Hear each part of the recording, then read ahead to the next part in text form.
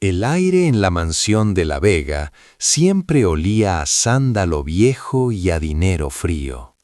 Daniela, la supuesta heredera, vivía entre terciopelo y mármol, pero su corazón era un nudo de ansiedad y capricho.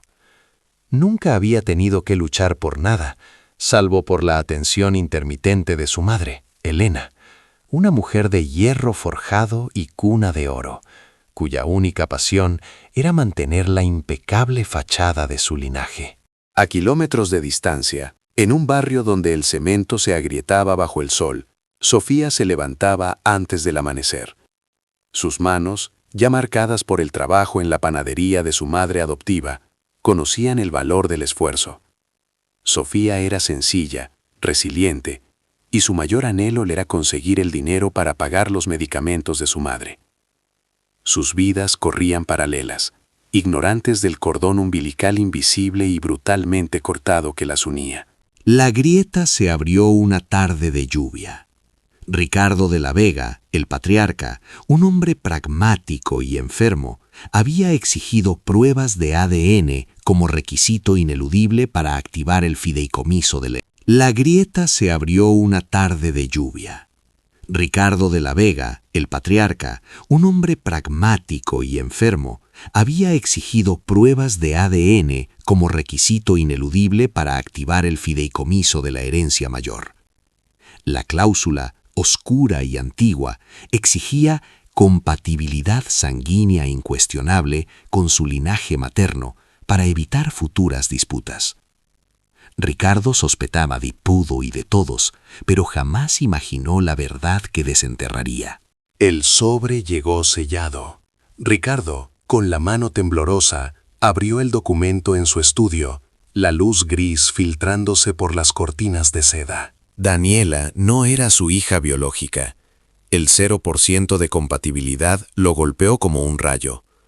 2 décadas de vida, de educación, de amor y disciplina invertidos en una extraña. La revelación inicial fue un caos silencioso en la mansión. Elena, la matriarca, se negaba a aceptar los hechos. Es una conspiración, un fraude orquestado por nuestros rivales. Mi hija es Daniela. La llevé 9 meses en mi vientre. Ricardo mostró la evidencia, fría e inmutable.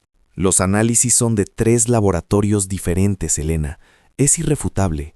Nuestra hija, la niña que trajimos a casa, no es la nuestra. Debemos encontrar a la verdadera de la Vega. La búsqueda fue quirúrgica. El hospital de hace 20 años, los registros de nacimientos de aquella noche crítica. Solo había habido 2 nacimientos simultáneos, separados por minutos. Una niña, Daniela, registrada por los de la Vega. La otra, Sofía, registrada por los Ruiz, una familia de bajos recursos. El error, presumiblemente, ocurrió en la incubadora de cuidados intensivos, debido a la sobrecarga del turno nocturno y a una pulsera mal colocada. Días después, Ricardo encontró a Sofía en la panadería. La vio a través del cristal empañado, su rostro sudado, pero sus ojos, idénticos a los de su abuela paterna. Fue un shock. Se acercó con cautela. Sofía Ruiz, soy Ricardo de la Vega. Necesito hablar contigo sobre algo de extrema importancia. Algo que cambiará tu vida para siempre. Sofía sintió un escalofrío. El hombre olía a poder y a amenaza. Señor, no le debo dinero a nadie. No tengo nada que ver con gente como usted. Tienes razón. Tienes todo que ver. Eres mi hija. Eres la heredera de la fortuna de la Vega. La revelación no trajo felicidad, sino vértigo. La vida de Sofía, aunque humilde, era real. Su madre adoptiva, Ana, era su ancla. Volver a casa y contarle la verdad a Ana fue el trago más amargo. ¿Cómo puedo no ser tu madre? Te vi nacer, te sostuve.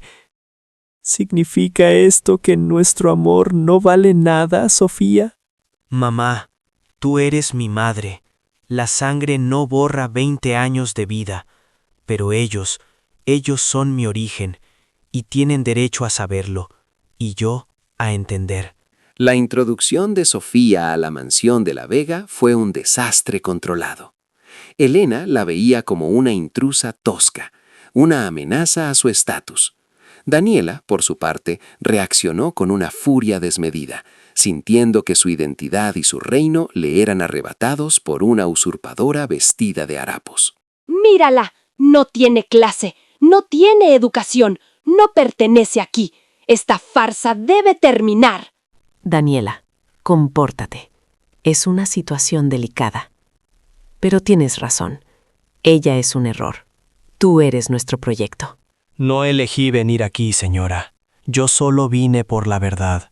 Mi vida estaba bien, o al menos era mía. Sofía es mi sangre, Elena, y ahora es una de la Vega.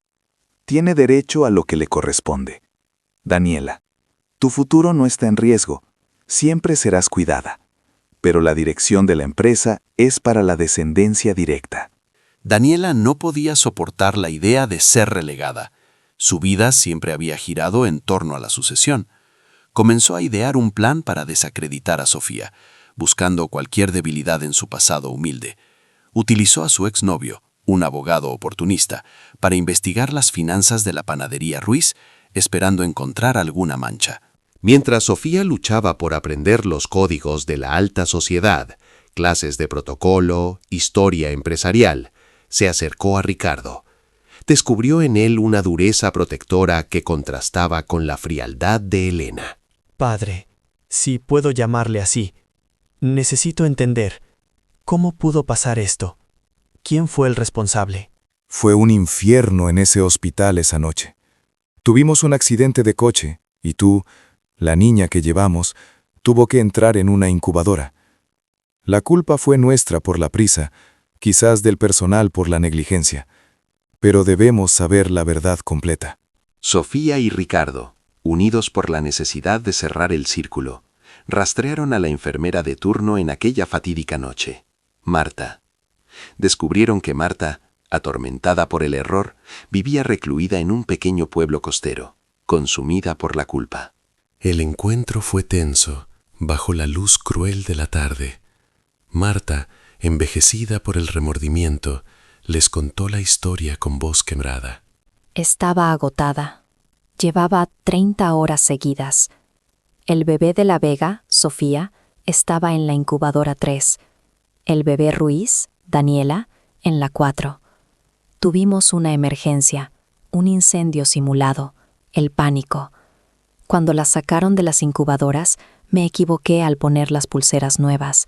Eran idénticas. Me di cuenta al día siguiente. Quise corregirlo, pero ya era tarde. La señora de la Vega ya había registrado a la niña. Me amenazaron con arruinarme si decía algo. Preferí callar para sobrevivir, pero me ha consumido. La verdad de Marta no exoneraba, pero explicaba la cadena de errores humanos. El intercambio no fue malicioso, sino trágico.